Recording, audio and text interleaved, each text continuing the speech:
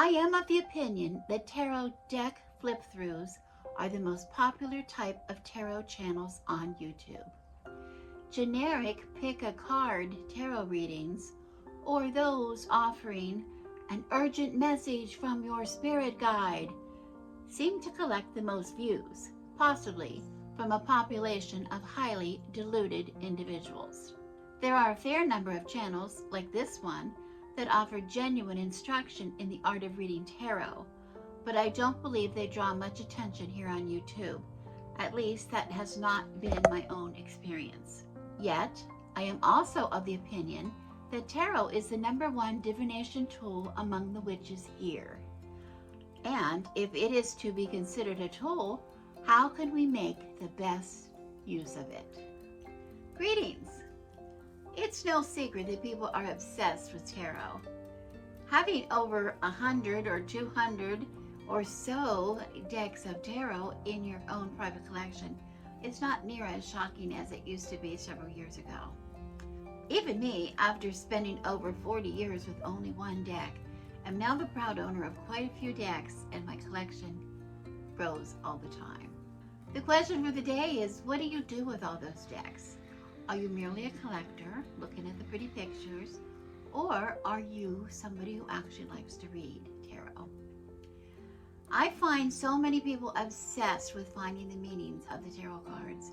I've taught a lot of classes, and most of my students want to know right away the best way to memorize the meanings for the cards, which I do not advocate, by the way. I do recognize that you do need to have at least a minimal understanding of the intention behind each of the cards in the deck, but I don't think memorizing meanings is really the answer. As a matter of fact, I'm quite opposed to it because so many people memorize the meanings and then they stop there and they go no further. And for me, understanding the meaning is just the beginning of becoming a tarot reader. There are loads and loads of videos here on YouTube that promise that they're going to teach you how to read and memorize all of the meanings in, 2 hours? All 78 cards in 2 hours. I've seen all 78 cards in 1 hour. And just the other day, I saw all 78 cards in 30 minutes. Wow, that's a pretty great accomplishment, considering that it has taken most of us serious readers quite a few years to understand the meanings of the cards. But regardless, what I'm going to do today is I want to show you 4 fantastic, fun ways to use your tarot deck as a really great divination tool that goes way beyond memorizing those cards. The #1 way that a tarot deck is used as a valuable divination tool is probably the most common, and that is as your guide. Okay? First, I want to say that a tarot deck cannot predict the future. That is probably the most misunderstood thing about tarot. It's not going to give you, this is going to happen in your future. It might give you some suggestions, some ideas, some potential things that could happen if you stay along a certain path. But its role is really not to tell you what's going to happen.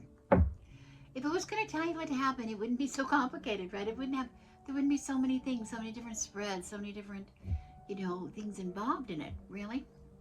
And why would we need all these different decks if it's just going to tell you what's going to happen? You don't need to ask all the decks. You can just ask one deck. You don't need 300 decks. Okay? But it can be your guide along the way. It can help you to answer difficult or make difficult decisions. It can help you to remind you of things that have happened to you in the past that you might have forgot about that really are going to play an important role in what's going on in your life today. Okay? It's going to tell you, it's going to remind you that there might be people around that can help you. It might warn you, perhaps, that you're not paying attention to certain things that are not so helpful in your life, or people that are not so helpful in your life, which is very valuable, right? That's the kind of information we want. It's not so much, yes, I think you should take the job, but why might you really consider the job? What aspects do you want to consider before making the decision to take the job? What may happen if you do take the job? What might change your life, and changing your life or changing your relationship? It might remind you of certain things that you might be forgetting. Okay? The important fact to realize about using tarot in this way is that any tarot reading is only good as representing a certain period in time.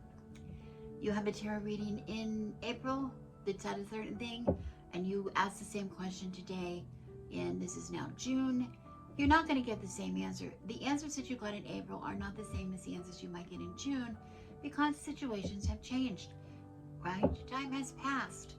You know, all kinds of things are different than they were when you first made the reading. Okay, so we want to ask as many open-ended questions as we can, because then those readings are going to be valuable for a longer period of time. I have several different spreads that I like to use, and I will share with you here. One is something that I use at Yule time usually to give me a little bit of a picture of we're coming to the end of the year and what I might want to going forth into the next year. It's a 6-card reading. I really like it. In this case, I'm using the Wildwood Tarot, which always gives me really good answers. It's asking, we have 6 cards, and first it's going to tell us what it is that we might want to let go of. It also is going to tell us what we need to put more energy into as we come into the new year. What have we maybe fallen behind in, okay? It's going to tell us where we need to stop spending so much time in certain areas, maybe, and also maybe say, what could you maybe start or begin in the new year that you haven't had time to start yet, that's been in the background but never been brought forward. Also, it's going to give you something to celebrate, and it's also going to give you something that you should be thankful for, and it's also going to what's going to help you along the next year. What's going to help you along in the next year. Now, this has been very useful to me, if you know me personally, because I've had some difficulties. My husband's had some health problems. Everybody's had problems. Like I think this is the first year I did this was maybe in 2020, which was, we were smack in the middle of COVID, and we all needed some kind of advice then. And I found this spread to be very helpful then, and I like it now. Okay. Another kind of a tarot spread that I use is something that is it's a 10-card spread, and it's basically what I use for the first 10 cards of a Celtic cross spread. And I want to say I may be the only witch that still uses a Celtic cross spread, but as a matter of fact, I'm probably the oldest crone here on YouTube, so it would seem right that I would use a really old-fashioned tarot spread, which I do. This is using the Illuminating the Prophecy deck, which is a really exciting deck for me. I hadn't used. I'd never used it before. I got it as a gift, and I really like it because it asks the question, what do I need to hear that I'm not listening to? And that's a really great question to ask. If you have a specific question in mind that you need an answer to, this is a really good spread for that, because of that very question. The second way that the tarot can be a very valuable tool for you to use is as the role of your therapist, perhaps, or perhaps just to assist you with some emotional healing that you might need. Okay? A good therapist does not give you the answers. A good therapist is going to help you discover the answers yourself. And that is what a tarot deck is really good for. Rather than giving you all the answers, it's going to help you make your own decisions, make your own plans, decide for yourself, understand yourself, right? It's not going to tell you what's the matter with you. You're going to see where you have some issues that you want to work on and what those are and how you might best work with them. Great therapists and a lot cheaper. This is commonly done by many of us in the when we do shadow work, especially in the dark half of the year. And I usually use 2 decks, and you've seen me do this many times here for that purpose. I love to use the Deviant Moon, number 1, where the author Patrick Valenza, he takes his symbolism for his deck from his childhood dreams, from his imagination, from his childhood, um, and his intrigue with the melancholy side of life. Some of the when I first saw the deck, I thought some of the images rather disturbing, but the more I used it, the more I just fell in love with the deck. It is wonderful for doing shadow work, and I'm also going to mention that the other one I use for shadow work all the time is the Shadowland Tarot, that's by Monica Badersky, and you've seen me use that. I love it so much. It's such a fun deck. Oh, I just it just makes me smile. It makes me smile. And she uses her artwork is so whimsical, and she depicts the monsters that we have inside of us, right? It's those monsters that make us do things over and over again that we wish we wouldn't do, but we keep doing it. And why do we keep doing it? That's one of the things that we examine when we're doing shadow work. The monsters that she draws are so endearing, and that's the point of the deck. If you cannot truly love yourself, if you don't love the shadow side of yourself as well, and that's the point that we want to make here. So that's why it's a valuable tool. It helps in healing. It helps, instead of beating yourself up for something, it really helps you get over that and to heal. Okay, now there are two ways that I do that regularly, and the first and most common perhaps is with an elemental spread.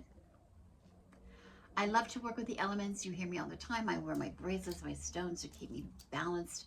I'm always talking about getting myself grounded, and particularly I love to work with the elements during the times of the year, the lesser Sabbats. We have, the solstices, summer and winter solstice, or the equinoxes, the autumn or the spring equinoxes. Those times when we're really kind of affected by the amount of daylight and darkness that we have, either the same or increasing darkness or increasing light, depending on which Sabbath you're talking about. But those, of course, that has to do with my affinity with the wheel of the year and to work with that. Okay, so I did a really interesting reading here with the Deviant Moon. I did this at Mabon one year, and I used it using a significator, and I don't ever use significators. I really enjoyed this spread. It helped me a lot because this was during my year of the Tower. I had several years ago, if you remember, I had my Tower year, and the Tower card was haunting me the whole year too. It was the card I pulled for my yearly reading, but it was also, it was a difficult time for me. So, and the card kept coming up every time I was doing any reading.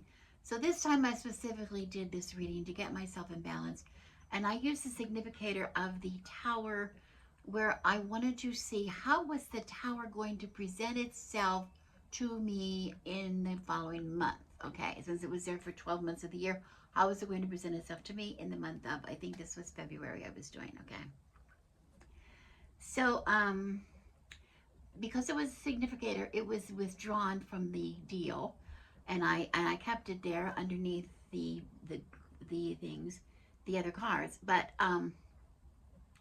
and I laid cards on top of it. Okay, and in this case, since it was talking about the elements, how I would say, how was the Tower going to show up for me or affect the way and we start with the East, the way I think, the way I feel, decisions I make, those kind of, sword things, sword energy things. Then in the South, we're looking at the fire energy. How is the Tower going to show up in my fire energy, with my fire energy? Maybe anger, maybe passion, maybe, strong reactions to things. How is the Tower energy going to show up in my water emotions? Is it good? How's it going to affect my emotions? How's it going to affect my relationships? Or, or how I feel, or how I really feel about something. Am I hurt by things easily hurt by things? Am I overly emotional? How's it going to affect me then? And then finally, how's it going to affect me in earthly matters? Will it affect me, with, how I am with other people? Will affect my relationships? Will affect my friendships? Will affect my home life? How will that happen? Okay, and I really, really like that. And then of course I had a center card over top of the tower in the very center of the reading. How is it going to affect my spirit, or could it be advice from spirit to handle this? And I really like that. That's the way I took it. How can I mellow the effect out if I need to, right? Or how can I get through it, or how can I see um, it from another point of view, right? Then I do another kind of a, I really like another kind of a reading I did here with just a general, how am I out of balance? How am I going to be out of balance? How do I get myself grounded? And this I do any time of the year, not just when it's the Sabbaths, you know, the times when it's when we're really in tune with the elements. But this might just be how can I feel better? How can I feel like I'm more grounded? Okay, and this is a transition, and for this I just use simply 3 cards, a simple 3-card draw. I look at some kind of a major change has happened. Something when the major changes happened, how is that going to affect me? How do I get back my feet back on the ground from that? You know, my husband had cancer. That's no secret. And that just threw me. You know how it must have thrown me when that happened, when he came in with his diagnosis and the resulting weeks and months after that. And what did I have to face in order to go forward? What was something that I had to face? And then again, what's still to come? What do I have to still, in order to really move forward and move through this, what do I need to, what kind of a transition do I need to make to move forward and forward motion? Okay. So those are ways that I can do a lot of healing, a lot of, you know, a lot of work with my favorite therapist. The third way to use a tarot deck as a really, really good divination tool is to treat it like a friend, with one caveat. Everybody has friends, right? And we love to ask our friends for their advice, or our friends like to give us advice. But usually that advice comes with some kind of a bias. And you know what I'm talking about. If your friend does not like your boyfriend and you ask for boyfriend advice, you can bet on the kind of advice you're going to get from that friend, because they have a general bias to not liking that boyfriend in the first place. Okay, they might tell you don't look good with bangs, but they're going to, you know, support you anyway, whether you cut the bangs or not. Okay, so they're going to support you and you cut bangs, and then you go, why did you let me cut bangs? Well, it's not always a valuable tool to have a good friend, okay? But it's a valuable tool to have a tarot deck as a good friend. And how can you find a deck that is a good friend to you? You need to use a deck, and when a deck is something that you love the way it reads, that will work for you. I will say I have one deck. They're called the Green Witch Tarot. Nothing wrong with the deck. It's a lovely deck. And I do use it all the time at Yule because it kind of looks like Yule to me with the backs of it. But I don't like all of the illustrations. They just don't, it's not that I dislike them, they just don't sing to me. They just don't, it's not my favorite deck to have out on my table and to look at the pictures, right? But boy, it packs a punch as a reader. I can trust the readings that I get from that deck all the time. And it was a great surprise to me how easy it was to read. Why should one deck be easier than the others? I don't know, but it just is. And if you read tarot often, you will know that's to be the case. That will be the case. Some decks just really tell it like it is, and that is one for me. So that is always in my collection. Okay. It just really, really gives me great advice. Okay. But other than that, how can you tell what would make a really good card for you to use? And ask it. I'm going to say ask it. I think most of you are familiar with interview spreads. There are quite a few of interview spreads about, and they're really good ideas, because the idea of an interview spread is you ask the deck questions. You ask the deck questions, and Here I'm using the Murder of Crows. When I got the Murder of Crows deck, I wasn't sure how to read it. My husband thought the visuals were kind of creepy. I thought some of them were a little bit creepy, but you know, something drew me to them. I really liked the art for some reason. So I thought, well, let's see what this is going to do for me. So I did an interview with the deck. And the questions here that I'm asking is just 6 cards to see how it would be useful to me. And you know, if you want to know how something's going to be useful to you, ask them. Ask it. That's what I did. Okay. So the first card, I said, please introduce yourself, you know, so I could learn a little about you. And in this case, I was looking what the author said in the little book that came with the deck, because I wanted to know what the card itself had to say about how it might be useful to me, and not just my interpretation of how it might be useful. So I actually, after I asked the question, I read the little description in the book to see how the card saw itself, or how the author saw the card, to give me a little bit more insight on how that deck might read for me. Okay. Then of course the second and third card, I'm looking for the strengths the deck thinks it has for me, and the weaknesses it may have for me, or the limitations. Rather than weaknesses, it might say limitations it might have for me, that I might find that it's not so useful in certain ways. The fourth card was what can I learn from you? You know, what can I learn from you? Why look in you in this deck rather than one of my other decks? Like, what do you have to offer?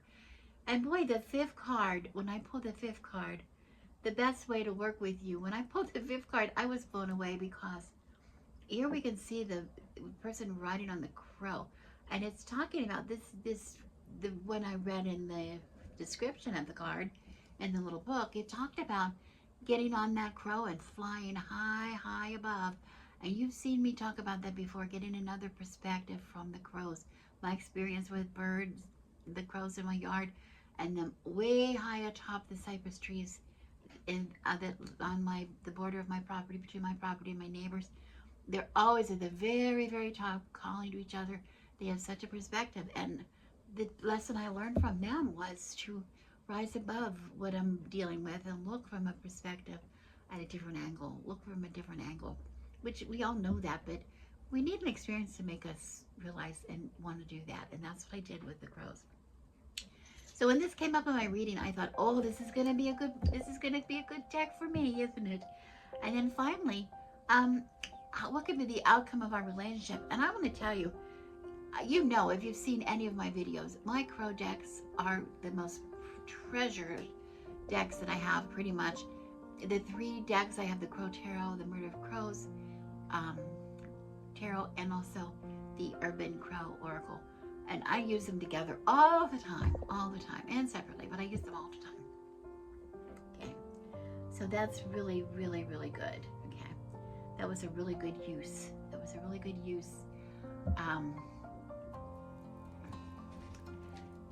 By my friends, the crows. They were going to help me out in life, and they helped me out in my tarot deck.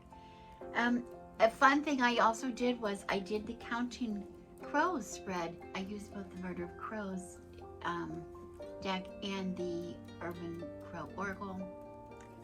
And the Counting Crows little rhyme was meant as a divination rhyme. When you saw 3 crows together on a fence, it was for a funeral, indicating death. It was supposed to indicate death. Well, we're not going to use divination in that way with tarot, because that's nonsense. I think it's nonsense. But it could represent death, just like the tarot death card does not represent death per se. It represents the ending of something that has to end. Something that you have to let go of. So that's a really good, that's maybe a better definition of it.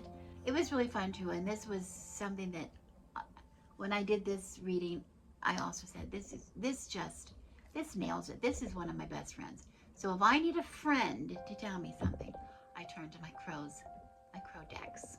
Okay, finally, the fourth and final way that we can use tarot as a really good divination tool is just about maybe one of my favorite ways, and that is to communicate with spirits or communicate with the ancestors, okay? Now, first of all, I want to talk about the ancestors first, because the ancestors, I began a project, I want to say it was the beginning of last year, but I'm not even sure. My years just blur together, partially because of my age and partially because of my age. Did I forget I just said that? I probably did. Looking into my ancestry through tarot to see where I might have gotten some of the gifts that I have now as an empath, as a reader, as whatever I am, and some of my other gifts in my life. Where did they come from? Did they come from like deeply my ancestor? Not of maybe necessarily ancestors that I know, but maybe ancestors, including ancestors of place, like the ancestors of place that I communicate with through something like the Wildwood Tarot. I have not kept up with the grimoire, my grimoire, that too much, but the beauty of it is I could do it any time, so I can go back to that at any time and pick up where I left off. But I wanted several decks to work with, and I knew I wanted to work with the Wildwood. That was really important. But I wanted to work with some other things too. So I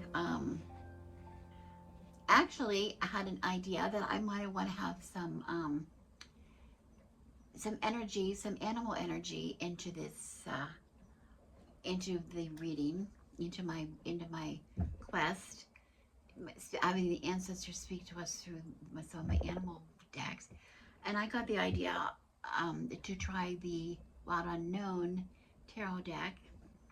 I hadn't owned the Wild Unknown for very long, and I was really anxious to see if that maybe would be something I could use in my ancestor grimoire. So I did an interview again with that deck, okay, and I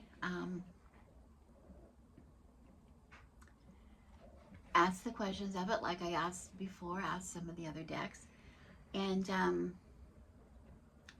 found it to be really, it was going to be a really good deck, I thought, to work with. Okay, so I like that. Of course, I decided to use the Santa Muerte deck as well, because that's the primary purpose of the deck. It not only just communicates with the dead, but it has messages, actual messages on each, to go with each card from the dead to the querent. So I knew that was going to work. So those were really great for that project. But another project that I had, another reason for using them is I love to do communicate with the spirits as much as I can. And I've done several videos on this. I did one video you might want to see it. I'll link it up here. That is just different ways to communicate with the spirits with that thin, when the veil is thin, like it's Samhain. Okay, different ways that we can use that are better than Ouija. I think that was the purpose of it, better than Ouija. I wanted to be, because I wasn't a big fan of using Ouija. Most people are not prepared to use the Ouija board, so I was trying to show people, to maybe lead them in some other directions. Okay, and as one of these ways to communicate with the spirit, I showed a method of using a tarot deck to do so, and it comes at the end of that video. But I also, in a separate video, showed a way to communicate with the spirit world using the cards. But this was one of my favorite ways, because we don't care about the meanings of the cards, and you need to probably see the video to understand it, and I will link that video at the very end of this one so that you can go to see that if you want to. But we don't care about what the cards mean. We want to know what the cards look like. So if you don't have a Santa Muerte deck, you can still use another deck, but it has to be something that is well illustrated, because we're going on the premise that maybe the spirits don't understand tarot. They just are looking at the pictures and trying to communicate by the pictures themselves. It was really fascinating. It's very fun. It's very fascinating. And I really, really love it. And I hope you check that out, because that's really very cool. Okay, so there you have it. 4 fantastic, fun ways to use the tarot deck as a divination tool without craziness. Without the craziness, right? These are really good. It's a really good tool, and there's a reason that tarot is so popular, and this is the reason. It's not just the pretty pictures. This really works. Tarot really works, but maybe not for the reason you might have thought. Okay, thank you so much for watching. I love it. I love talking about tarot. And I look forward to doing some more tarot videos for you in the future. So, as always, I am Rebecca, and I wish you